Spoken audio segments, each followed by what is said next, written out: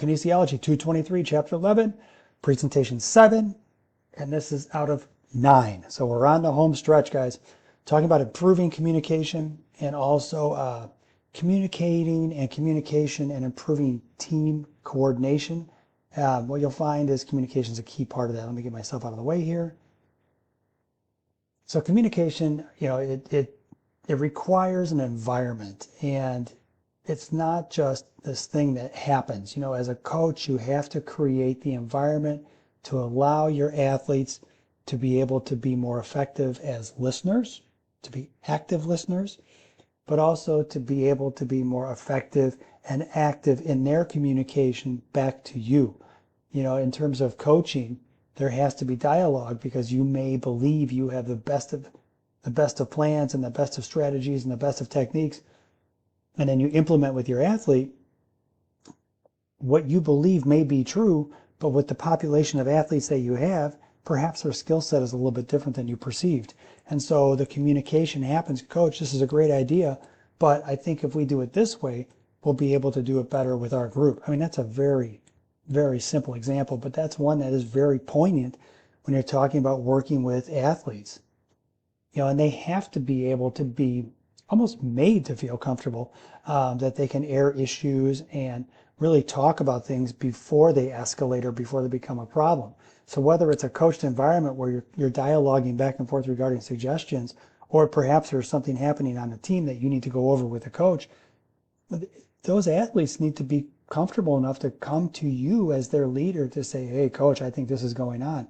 And believe me, there are plenty of coaches who have probably failed their athletes in this process and have not taken the time to listen, who have not done a good job of resolving their concern or their problem. And so as a result, it erodes the trust that's seen in between the athlete and the coach. But it should emphasize these things: acceptance, distinctiveness, positive conflict, communication. So when you look at this, you look at like the ability to communicate. It's something that allows the person to be able to come to a coach and have a conversation. And sometimes as a coach, you have to open the floor and be able to say, everyone's included in this. You can all have a voice. I very much want to hear it. There's times where as a coach, if you want to build the trust to be able to allow your athletes to come to you, you have to allow some distinctiveness. Even though you're part of a group, you have to allow your athletes to be able to be somewhat individualized. If you're able to give them, you have nicknames that you create together, it becomes kind of like this dynamic where different teams have different nicknames, and different athletes get different nicknames as they go through the team or go through the season. And then I go down here. It's it's a correlation that you see where you have this kind of acceptance and distinctiveness between the group and the individuals that allow for the positive conflict communication to happen. So it's not like an athlete can just come in and all of a sudden there's a positive conflict communication that happens and all of a sudden the conflict's resolved.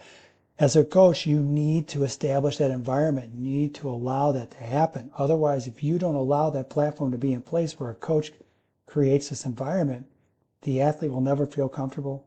They'll never bring the issue to you. You'll never resolve it as a team because you can't address it with the team. And then as a result, you can't go out and speak to your individual athletes and say, what do you think about this situation? How can we resolve it? You just can't. So with communication, and you're in an environment, you notice you take over a team and there's some issues with communication. And I like how they talk about you should have team meetings, and the team meetings are as much about strategy, and they're as much about just opening up the environment for athletes to be able to talk for a few minutes if there's an issue. And they list these environmental type questions, meaning when you're in the meeting itself, everybody's receptive to the opinions of others. And I like this because I often espouse this in my classes where I talk about, we always attack the issue, not the person. We always have an open environment for conversation. And, perspectives might be different. And that's why we have to allow people to have their own opinions, and we respect the opinions of others. We try to be constructive. You may not agree, but don't be destructive in the process. Be constructive and try to move forward to have a collaboration with that person. whatever is discussed stays in the meeting. Same thing with the classroom environment. Everybody gets a chance if they so choose to speak, and each team member should have at least one positive thing to say about everybody else. Now, I will say this, the one thing that is not represented here is there are times where your athletes don't want to speak and they may not feel comfortable to speak in front of the group. I would introduce in the ability for an athlete to send a text to the coach and say, can you do this? Or you have a mentee type of survey on the board and you ask your athletes to type in what their concern is, and it's anonymous, and it's like the cloud on the board behind you where it has the different words that pop up, and the bigger the word, the bigger the issue, right? Because more people are saying we need to talk about team camaraderie or team culture. And you have the ability to utilize that in terms of technology in your classroom as well as a coach. But I would say that you need to have the ability to allow some of those people who just are not comfortable in raising their hand in a group environment and saying, I'm not comfortable with this. You might have to give them the opportunity to do so discreetly and with anonymity. So communication is used to improve the level of coordination between teammates. This is absolutely true. This type of coordination, it requires communication from a coach regarding a specific strategy.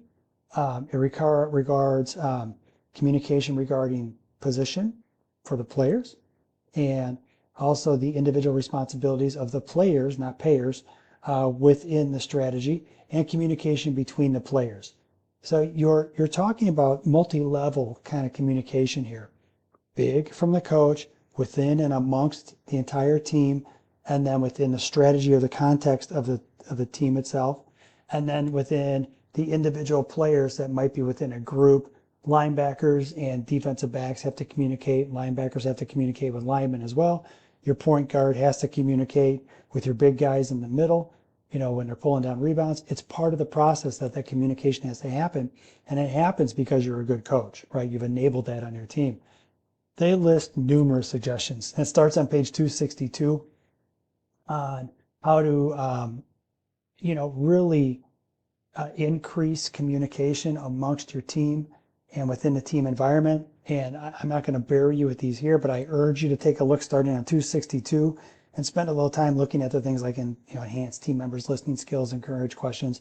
And like I said before, you probably, within an in-season, off-season, preseason type of scheduling, you want to work in some of these skills with your team, whether it's 15 minutes in a practice session. These are the types of little things that help build that teamwork and camaraderie and communication between all the parties on the team. I would make it a point to integrate these in. On to the next presentation.